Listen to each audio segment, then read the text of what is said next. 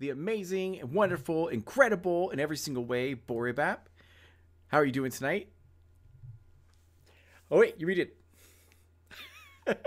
Sorry about that. I love how my mic was not muted, but it Zoom was like, nope, we're just gonna double mute you. I You're know, right? fine. We're good. Love that. That's amazing. Perfect example of how my day is going. Just hiccup after hiccup, but yeah, I'm good. You're perfect. You're flawless. You're good. Love to hear it. Right? So I want to thank you for being here tonight because you're like not only a homie, but you're a professional at what you do. You're always so like hardworking and so generous and so kind, and like you've helped me in so many ways with like of Misfits and Monsters and all the sort of things that you've done. So I'm like really excited to interview you because and to get your Apex Legends secrets. So Oh, yeah. my top secrets? Exactly. There you This go. is an exclusive. I know, right? A tell-all interview. There you go. Exactly. That's all anyone wants me for is my Apex secrets, my Right? cheats, my hacks. Exactly. That's amazing. Okay, so um, first off, would you be able to introduce yourself and your brand? Yeah, so hi, my name is Boribop. I am a variety streamer. Thanks to D'Angelo, I am now a tabletop RPG professional. Very, very fun. Front I've page of created Twitch. Yeah. front page of Twitch multiple times. So Mhm. that was really, really exciting. Wonderful adventure to be on. But yeah, I'm variety streamer, artist. I'm actually starting to do some panels with gaming industry professionals. So That's doing right. that. Yeah. Yes, the last one we did was about work-life balance. Had a very, very diverse cast. So really, really excited for that one. And working on some new stuff that I think is going to be really, really interesting and just sort of hoping to elevate and provide some more insight on the POC creators that I'm blessed to know and work with. Yeah, we'd love to see it. It's good stuff. Oh my gosh. So you've done so much in your career, but am curious, what is your actual origin story? Now, and whichever origin, because you're not just a woman of like one hat, you're a woman of like many hats and different trades and everything like that. So Yeah. what would you say is the origin story of the thing that makes Boribap Boribap?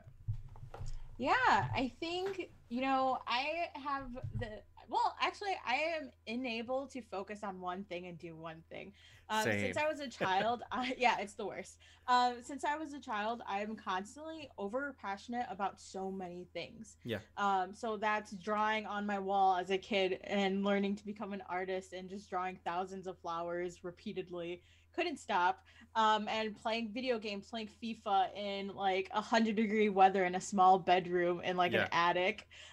So it's really hard to pinpoint something that makes me me, and I think that's Yeah. what makes me me is the fact that I am a culmination of so many different interests and things, and my main focus is I want to do so many things so well. Yeah. That's always been the drive is I refuse to do things like half-assed. I Which is refuse to do good. anything Yeah. poorly.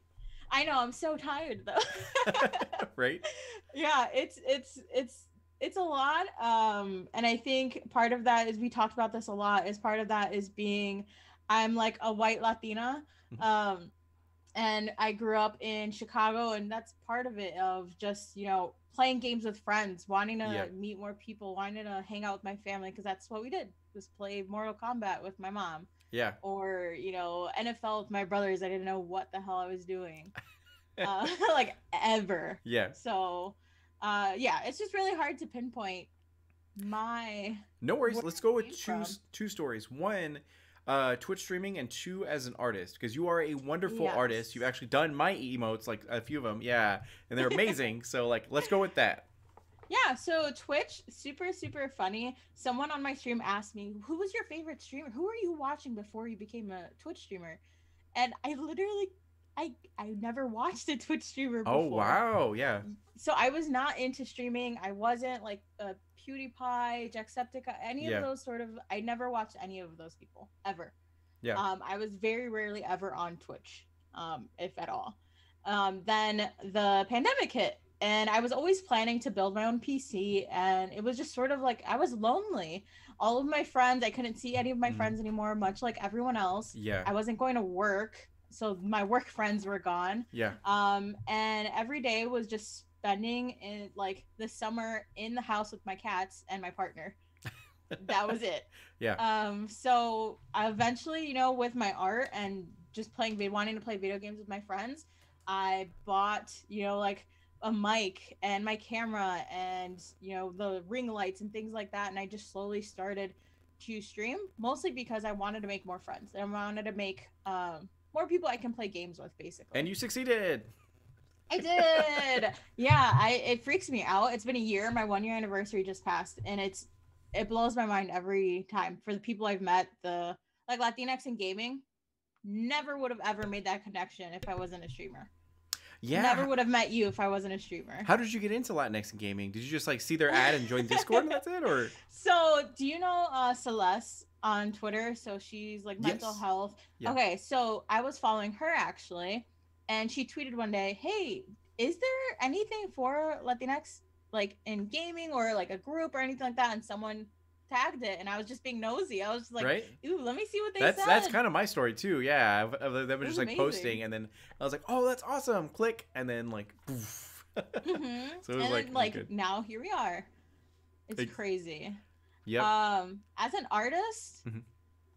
oh my god, like I said, I've been doing art since I was in school. So Yeah. growing up, my brothers did like graffiti art. Yeah.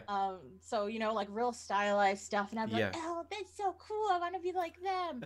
But then I was up at like 2 a.m. watching Adult Swim, like anime, like Yeah. Toonami, Oh yeah. and that really crafted my sort Yeah. of style and drive towards what I do now. Is like I want to draw pretty magical girls and like sparkly stuff and just Yeah. really pretty things.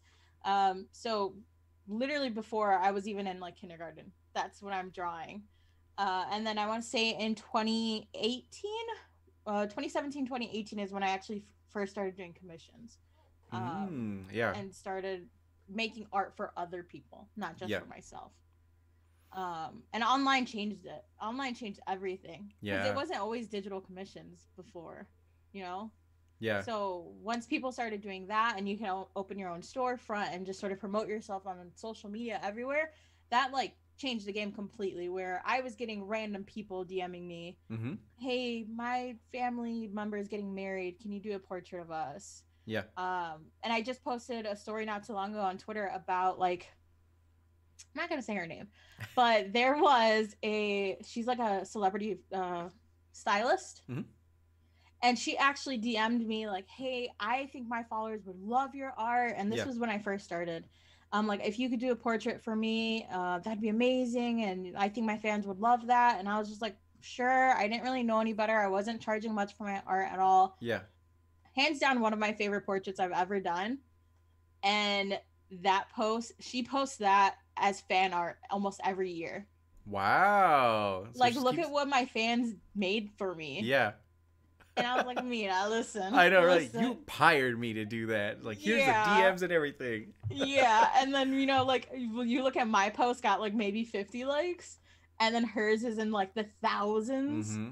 and that's really kind of was like, Yep. nope, I'm charging money. I'm not doing this for Yes, you that's- know, for anyone. Yeah, I don't know if you know this, but my parents are actually artists, so I care I tremendous. do. Oh, you're good, yeah. Mhm. So I care tremendously about the art community. You know, like every artist deserves to get paid. They deserve to Mhm. get credit. They deserve to, get like whatever, to help normalize the talent, and hard work that goes Yeah. into making a piece. And I completely agree with you that online has changed everything because I'm making my own tabletop RPG right now. And I'm Mhm. hiring artists to actually, which I have you on the list, so I'm gonna reach out to you sometime soon to like do it. Excited. Yeah. So so going to Reddit and seeing all their subreddits of like starving artists, hungry artists, all that kind of stuff, where there's just like Mhm. legions of artists with all these unique different styles, being like, I'm charging for my work, who wants it? And then like now it's becoming more streamlined, and you can actually Mhm. live off your art, by hustling these techniques. So it's like beautiful to see that. Yeah. Oh yeah, And- and it comes with its downfalls where it's like, Yes. Yeah. any artist you talk to that does like online stuff, even in person stuff, I'm sure Yeah. they have at least one DM of, I can't have another artist do that. It's Yeah. not that special. I'll I give you kind of gotta. $20 for this. Huge. Yeah, Yeah. yeah. It Yeah. starts with, "Oh my god, I love your art. This is amazing," and then maybe you're onto their price. And I'm usually really like flexible. Yeah. Like if that's not in your budget, let me work something out. Maybe we Yeah. do it a little whatever. But as soon as you know set that boundary of like, well, no, Yeah. I need to get paid, then it's like, Exactly. your art's not that good. That's Haters, those. haters I know everywhere. exactly. Those are people we block. We don't have energy for them. So it's like Big block. exactly. So it's amazing. Okay.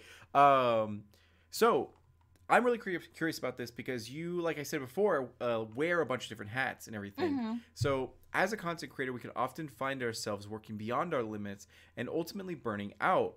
What are your own self-care techniques to ensure that you yourself have your mental health like on lockdown and everything? Bold of you to assume that I do. I like thank you for that. I'll take it as a compliment. And despite having the panel on work-life balance, right? Since I have a full-time job. Yeah. Like I work in well, not anymore, but I work in an office, you know, like I have a normal 9 to 5 job. For some people, I guess this is weird to say, but I'm lucky for that because I can take a step back. Anytime I need to, I can take a step back from streaming. Which was really hard. Like it took a while to do that because one, I love streaming. Mhm. I love streaming. I love getting to talk to the people, the same faces. I love that. Yeah. Playing games with friends and things like that. But I had to sort of reevaluate what my priorities were, and that was something that happened really recently, where like I have mental health. I don't want to say issues, but like concerns. Yeah. And so it gets really easy to get hyper focused on, no, I need to get more viewers, I need to get more subscribers. Yeah. And as an artist, I'm like, I have to update my overlays, I have to update my panels, my all this stuff. So you need to set that boundary of like, no, I need to take a day off. Mm-hmm. I need to step away. You also need to be okay with rescheduling stuff. Like we had to reschedule, and I feel so bad about that. No, oh and that's like why I'm never like maybe some people do find it like, oh, that's rude. No, like that life is way more important than anything online. Like not to be disrespectful to anyone, but if you need to handle something in real life and you know with your family or stuff like that, or like there's moments like my sister's birthday party, like no, I'm gonna reschedule. Yeah, exactly. You know, like that takes precedent over me sitting in front of a camera. Yeah. And that's different for everyone, you know? Like I'm not building right now, at least I'm not building my career off of me streaming. Yeah. And so setting that boundary, being okay with, you know, taking a step back or rescheduling or saying, hey, you know what? I'm not having a good mental health day today.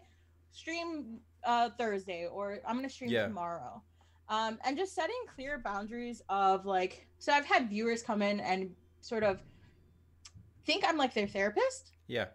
I don't know if you've ever experienced that, but they just suddenly, well, my friend, blah, blah, blah, blah, and like, don't get me wrong. Like I want to be, you know, supportive of everyone and be nice, but there's a clear sort of like, I'm not your friend. We don't know each other. Exactly. And like, especially it's always like brand new random people. Mm-hmm. I've set that very clear in my streams where I'm like, hey, you know what? How about you join our Discord? And then maybe we can discuss that. But right now, I'm trying to play like gonna focus on the game. Yeah, exactly. Yeah, I'm trying to play Hades or something right now. So this really isn't the avenue to take to discuss your issues. Yeah. Or even my issues, right? Like it's kind of like work. You leave it at the door. You come here. This is kind of a relaxation, get my mind off things. And yeah.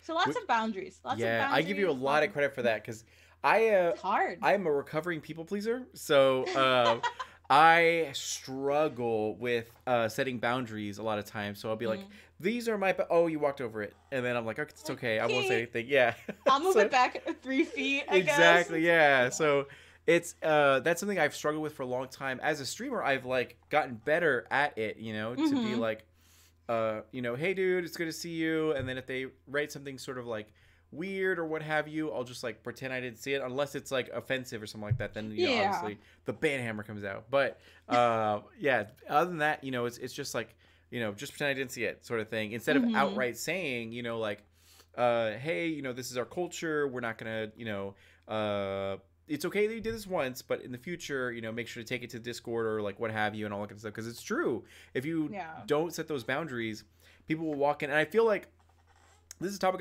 I talked to a few people about. In Latinx culture, boundaries is something that's new, and we're trying to implement, in our own lives. Because before it would just be like, no, every Sunday we're going to church, we're going to do this, we're going to do X, Y, and Z. Like you don't have any input or say, And if you try to say anything, you will offend me, and it's like, so. Yeah, setting those boundaries and being like, no, this is what I want, and I deserve it, sort of thing, is like new. So kudos to you for knowing that and like setting those boundaries, because that's one of the surefire ways to protect your mental health and everything. So yeah, and it's definitely, like I said, it's something new. Like I love that you brought up the sort of the Latinx part of it, because the fact of the matter is, as a Latinx child, you don't have boundaries. Yeah. You're gonna give your tío and your tía a kiss. You're gonna go to church. You're gonna clean when mom says you have to clean. Every single birthday and every single wedding. You don't. You have to be there. You don't have an option. If you raise your voice, if you talk back, if you stand up for yourself, then it's, oh my God, you're gonna regret it when I'm dead. Oh exactly. My God. Yeah. Every single time. So like, I'm 25. I'm 25. Yeah. And I'm still struggling with, like, I don't have a great relationship with my family because of boundaries, right? So mental health, like somebody tweeted, I don't know who it was, but it was such a great quote where it was like, at some point your feelings, your mental health, your everything has to matter more than your parents. And that's not to say you don't love your parents, you're going to take care of them, exactly, yeah, but there's a point where you're going to take care of your family and your babies and your wife, and sometimes you have to choose them over your own. Same thing for me, like, or my partners, there's going to be times where he's going to have to choose me, not necessarily over his family, but there's priorities and there's different dynamics now as you grow up. Exactly. So it's definitely tough. It's someone needs to write like a manual. I know, exactly. Like... And that's one of the craziest things, because it's like and we'll like move on after this topic, but like how you'll be raised to be like, don't talk back, do exactly what you're told, don't do anything weird or to stand out or anything like that. And then when you get older, they're like, why don't you stand up for yourself? Why don't you chase your dreams? Why don't you and it's like, you built me to be a cog in the machine, like what are you talking about? So I would be like, why are you letting people bully? I why do you let people bully? I'm like, because you're the biggest bully I know. Exactly. And it starts when childhood happens, but obviously you can't say anything, because and this is such a complex topic, because obviously when a lot of our families immigrated to this country and all that kind of stuff, they had no one to support them. It was like just the family, otherwise they would crumble, so they had to be with each other. And now that we're at a point where we are able to stand up on our own and everything like that, breaking away from that like mandatory family time is hard to do, because that's all they're used to or whatever. So yeah, it's a whole complex thing, but I'm grateful that like, we're growing as people, and we're normalizing therapy, normalizing that like there's mental health issues and everything. That way we can safeguard our mental health. Exactly. Because and again, it's a complex issue. I could have a TED talk on this, because oh my God, it's always our future generations are going to be awesome. I know, right? At least we hope so. Yeah. Fingers crossed. So okay, as I promised, we will move on. So I know that you've accomplished so much during your career as like a project manager and an artist and everything, and a Twitch streamer as well and everything like that. But I know there has to have been some L's during your career. And now a wonderful woman that I interviewed by the name of Eliana Murillo coined the term that L's no longer stand for losses, they stand for lessons. So what would you say is one of the biggest lessons in your career that, whether it's a situation where it's like, you know what, I really dropped the ball in the situation, that was my bad and all that good stuff, or if it was a situation where you walked into the room like all ready to go, had everything flawless, and it still didn't work out. What would you say is one of the biggest L's in your career? Yeah, so if you can't already tell, so I'm Puerto Rican, I like to talk. So one of the biggest L's in my career was at my current company right now. I actually applied for the current position I have twice. So I'm a team lead, so I have my own team, manage people from size of 15 team members to like 7. Yeah. I applied for it twice. So the first time I never got it. And the reason was one month during like one of my years, we terminated a lot of people. Yeah. And it just so happened to be one of my best friends and my supervisor at the time, who I had a very strong relationship with, because I was struggling with the job. The job was like mentally and emotionally taxing. Yeah. And I was venting to someone, a friend or something, and I was like, I don't know if I could do this anymore. Like, I'm struggling. They both got fired, and I don't think I could do this anymore. Like, I don't have it in me. Yeah. And so then a few months pass, nothing. A few months pass, I apply for the role.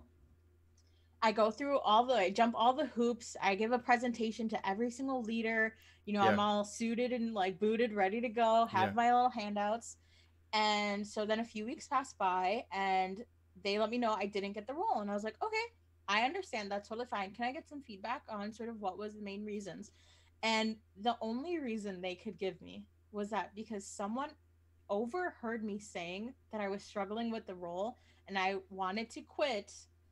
And they felt I was too negative for that. So I wouldn't have been a good leader. Wow. And the funny part for that was that exact, so verbatim what they said, HR brought it up to me like 2 months beforehand. Yeah. And me and HR talked, and I was like, you know what? You're absolutely right. It's inappropriate to say that just in front of everyone. Like, I should have waited after work or whatever. You're right. I'm going to work on me. Thank you for bringing that up. Because Yeah. I respect that. Like, it was a valid concern that, I was saying, I'm going to quit on the floor. Yeah. And I respect people who can be transparent and bring that to me. I'm Yeah. never going to be confrontational. I've never been confrontational. Yeah. And then that happened. So that really changed everything for me. Yeah. Honestly, because every company does this. Like, we're a family. I hate that term so much. I hate it so much. And my company is not exempt from this. They scream, we are a family. We're in it together.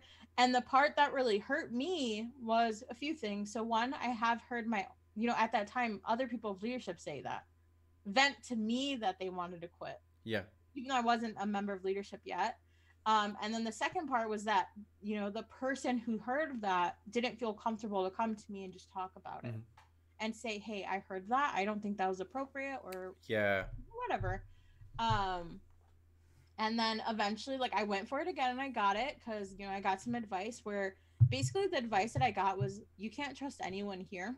Mm-hmm. You can't trust anyone at any job. Mm-hmm. You cannot talk your truth. Yeah. So don't ever. And that is like, that completely changes the role. That changes the job, changes the culture, changes your perspective, right? And it was such, like I said, I have mental illness. Yeah. Variety of them. So I actually got a tattoo because of this made me spiral, and I went to see my therapist because I was so upset over it that I actually got a tattoo. So it is a key. Yeah. And it's a skull, and it says "Favete lingui," which is basically "shut your mouth." Oh, really? Yeah. Yeah. So, mind you, this isn't the first time where my mouth got me in trouble, but it was one that just really impacted me, where that changed sort of my perspective on who am I talking to, who's actually my friend. Is something I'm gonna say gonna hurt me in the future for my goals and what I want to do. And yeah, that just had a really big impact on me. It was weird. It was a weird time. I feel that like 100% because it's like relevance, but a little bit different because like for me, I always thought of myself as like, a sort of like paladin or like a superhero, where I was put on this earth to help other people and to da-da-da, whatever. So when I was younger, like, 20 to 25 is really when I learned this lesson and everything. When I was in a really good job that paid super, super well when I was younger. I don't know how I got that job, but they like loved me in that position. I did great at it and everything like that. And they just like, whatever. So a long story short is that there was a coworker who was a head programmer who like sexually harassed my roommate who was a graphic designer at that company and everything. So I was like, yo, that's fucked up. I'm not going to stand up for that. I cannot sit by like everyone else and just pretend nothing happened. I got to speak up about it and all that kind of stuff. So I did. And I was very vocal about like, this is unacceptable, da da da. And like the lesson that I learned in that, and what happened was like, he and his friends like outcasted me, and then my own roommate Mm. was like, just stop talking about it. It's okay. I like this happens, you know. That's just my Yeah. role as a woman. And I was like, no, this is wrong. Yeah. And I was like, what the fuck? So I got so, and I learned that hard lesson because everyone exiled me or like outcasted me Hmm. to the point where I no longer felt safe or comfortable going to work. Not safe, I don't know why I just said that, but like I guess emotionally safe, you know, because Yeah, like yeah, no one like wanted to hang out with secure me. in your Exactly, yeah. yeah, no one wanted to hang out with me. I wasn't getting invites to things anymore. Like I was so isolated and alone. And this company that I loved, you know, and I thought would have my Yeah. back for doing the thing that I was morally right, you know. But then it was a big lesson that I just gotta like I've gotta focus on myself, you know, like I gotta Hmm. do what's best for me. That is her fight, that was her battle. You know, yes, I can be there to support, but I cannot fight her fight for her. And that's Yeah. the same thing, you know, because even the company was like, he's our head programmer, we can't do anything to him, like we're not gonna like X, Y, and Z. Like they didn't say that to me directly in any sort of like professional capacity, but informally from a lot of people, that's what was said, It you was know. kind of like just leave Exactly. it Like if he alone. if we he if he gets fired, our project crumbles and we need to meet this deadline. So like, you know, we're not going to do it. Yeah, so it's and they're a family, you know. They were a Oh, their family. family business. Exactly. Oh, Yeah, yeah. yeah. So that was a big red flag that like why did I do that? Like I had so much time Yeah. and energy that I could have spent on anything else and yet I had like sleepless nights where I wanted to fight this fight, you know. Yeah. So I Like, feel hear you. me out though, right? All Yeah. this bullshit where I got the tattoo and I'm like, I'm gonna keep my mouth shut. I've been in the role for almost 2 years now, Mhm. and I want to say like after the fifth month of being in the role, Yeah. I gave that up entirely Mhm. because I now I just don't care. It's the Yeah. older I get, the less I care, Yeah, yeah. and I think it might be a generational thing too. So like with a job, oh, I have no loyalty to a job Mhm. because if I something happens to me, my job will be posted that same month. Yeah. So I stand by honest. No one's gonna quiet me down. I'm gonna stand by Yeah. honesty. I think you did the right thing. I would have done the probably honestly the same exact thing. Yeah. I probably would have gotten in physical altercation, Right. but you know, like no one's gonna quiet me down, and that doesn't make us wrong. Mhm.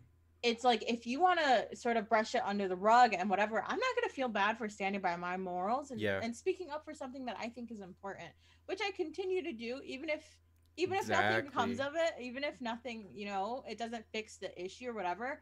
I'm gonna make it clear where I stand because Yes. there's been moments where that was somebody else brought up an issue, and Yeah. then people who didn't say anything in the beginning were like, oh wait, me too, I feel the Exactly. same Yeah. way, you know. So you by you speaking up, even It in that amplifies situation, if voices. it Mhm. didn't, yeah, you give someone else the courage to agree with you or speak up Yeah. from their perspective, and I think that's way more important than me feeling right or me feeling like something was fixed or the Yeah. outcome per Mhm. se. Exactly. Yeah. Because the end of like that story is like obviously I quit and everything Hmm. after a while because I was like I can't work here anymore. No one likes me. No one Yeah. like there's now they spread rumors behind my back that I'm just like a drama king or whatever. And Hmm. then what happened was um like more things happen. She's still not like happy or anything like that. She doesn't know like Hmm. why. And the dude is like got exposed and everything like that. So it was all a bit like it all came out eventually. Like karma did, Yeah. work itself in and everything. So like yeah, but that was so That's so weird. That's just I weird. know it was like oh my That was a god. weird situation. Exactly. So it was anyways. Okay, so next question. Pivoting on the other end of the spectrum, what would you say one of the biggest W's that you take most pride in are? Like, what is the one of the like shining accomplishments that you've had in your life that you're like, I nailed that? In my life, Yeah, it could be as an artist, as a Twitch streamer, I as a hate project manager, anything like that. Yeah. complimenting myself. So I'm going to say, truth be told, okay, honestly, the biggest accomplishment where I felt like just super proud of myself and it was a W for me was like being invited to like panels or being invited to like of Misfits Monsters. Yeah. Oh, That to really? me, Yeah. it was very validating. So Mhm. I had that, and then I had during Latin History Month, I was on a Queer Women of Esports panel. Never did a panel in my Wow. life, Yeah. and just started streaming, and I shortly, it was like a little bit after I joined Latinx in gaming. Yeah. That felt very validating to me, Yeah. where it was like, oh my god, people want to hear what I have to say. Oh my god, Hmm. people want me around, and I'm not benefiting them, but Yeah. I have something to give Yeah. they want. Like that's such a good feeling, and I don't care about my brand. I don't care about I care me about your becoming. brand. Thank you, thank you. Somebody has to, right? But I've never been someone that I don't put myself out there too much because I'm awkward and I'm shy and I'm anxious. So when people suggest me for things or hey, I saw this and I thought of you. So it's very small moments like that. Yeah. Like I think I want to say Yesenia, it's not Yesenia. She played Celestina. Yeah, but we're the siren. Yes. Mhm. She like sent me a job for like art, Yeah. and she's like telling me that my art could be in a graphic novel game. Yeah. And like it's stuff like that that honestly like that means the world to me. Like I don't Yeah. have one moment that kind of was like, "Oh my god, it's these small moments where people are validating the work I'm doing," because Mhm. I will never do that for myself. I like as much as I scream about being your own advocate and Yeah. I will never be my own advocate. So when people are stepping in and saying those things to me and wanting me to do these things with them and projects and Juan trusting so the like one of the co-founders of Latinx and Gaming Yeah. trusting me with a panel to speak on one of my panel. Oh my gosh, that was it. That was like I was Yeah. like crying in bed one of the nights. I was in Target crying. Yeah. So I was having an anxiety attack the day of. Yeah. So I was like, what if it doesn't go well? What if I Oh ask my stupid God, yeah. questions? So yeah, it's just those moments of people validating the work that I'm doing or inviting me that feel like W's to me, and I do not forget them. They, my heart. They warm my cold, icy little heart. Psh, please, you're amazing. You're super kind-hearted. Okay. You're probably gonna hate the end of this interview, so I'm gonna like just go ahead and just like put a pin in that really quick. Mhm. So, what would you say are some geeky passions that fuel you and your creativity that make you like who you are today? Yeah, MMOs. So like anime, MMOs. I'm Yeah. never played Dungeons and Dragons before since I played with you. Yeah. But in high school, I watch all the guys play. I was invited Oh, to watch. really? I was never invited. Yes. What the? Yeah. It was and we didn't have like D&D Beyond, right? So they Yeah. were all doing the math in their head and whatever. Yeah. And that kind of scared me. So always interested in sort of that fantasy, like Mhm. reading books. That's all I do. All I do is read fantasy books. So when That's it why we're comes friends. to like Yep. yeah, definitely. When it comes to my art and the games I'm playing and sort of my branding or how I want to position myself, it's always been in that sort of like fantasy, anime-ish kind of Yeah. scope. That's I amazing. can't hide it. As much as I've tried, I can't hide it. Now I just go full like anime Yeah, figures, never ever manga. shy away from who you are. Just lean into it, you know. So Mhm. like, that's always the best thing you can do. Definitely. So let's say you go back a few years to a Boribap who was suffering from anxiety, who was super shy, drowning imposter syndrome and everything like that. If you could sit down next to her and give her a piece of advice to be like, this is what you should do if you want to make your journey just a little bit easier, what would you say to your former self? Can I curse? Yeah, of course. Yeah. So, speaking to my younger Boribap self, it would be, bitch, get the fuck up. No one is going to do it for you. No one is going to just hand you what you want ever. And it's gonna be worth it. Just get the fuck up and do it. Because that's what most of my anxiety was. It was stopping me. I would think about doing the thing, but I would never do the thing, right? Yeah. And that's all it's ever been. And my older sister told me she was proud of me. My older sister said she was jealous of me because I would get an idea. So now that I'm older, I would get an idea and I'm just running with it and I'm doing it and it's working out. Yeah. And maybe not exactly how I planned, but it's working out. And that's something I wish I just did when I was younger and just got over the fear and anxiety of it. I feel that like 150%, dude. Because like I was the same way. I don't know if it's a Latinx thing of growing up brown in America, or if it's like a culture thing where it's like the whole, do exactly as you're told, don't talk back, and all that kind of stuff. And that's what stops you is like if I do what I want to do, I might get in trouble or whatever. But like I was the same way for so long. It was only literally Dungeons and Dragons that got me out of that funk because so like until the age of like 19 or whatever, I like studied the Dungeon Master's Guide, and then I went and played with my friends, got all the rules wrong and everything, but they still loved it.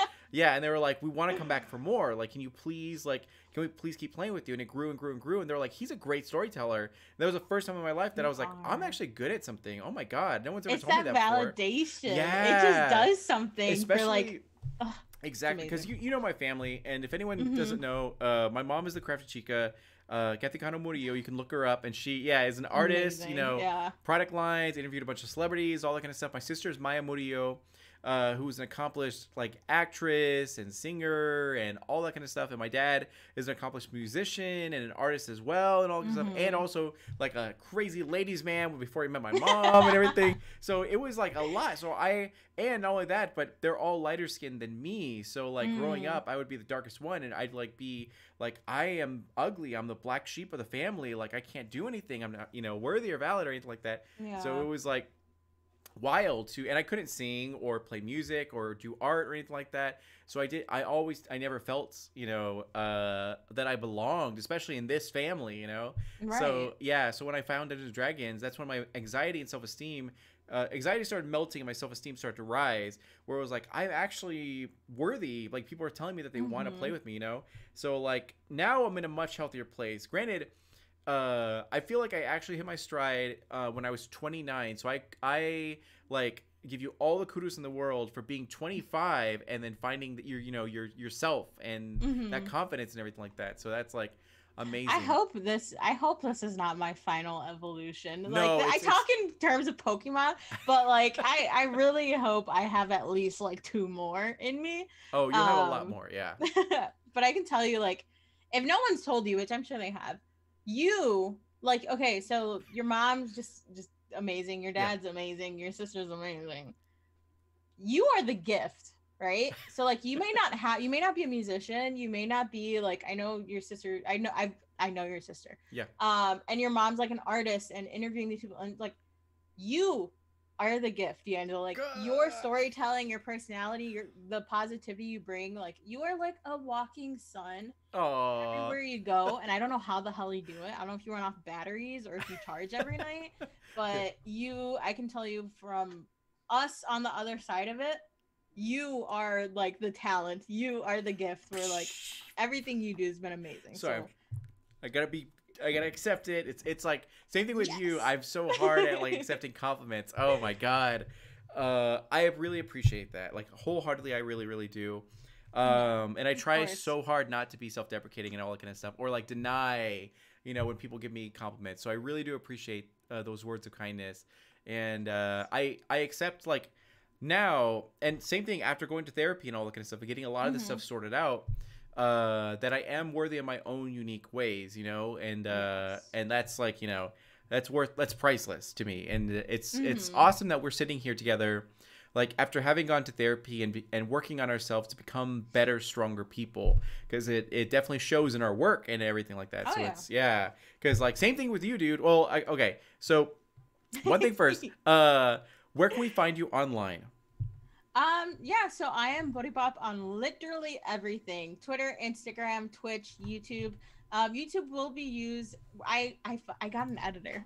Oh, really? I hired an editor. So my YouTube is under the works right now. It only has my work-life balance panel uploaded, but like I said, I have an editor now. So he is going to be working on some like highlights, stream highlights.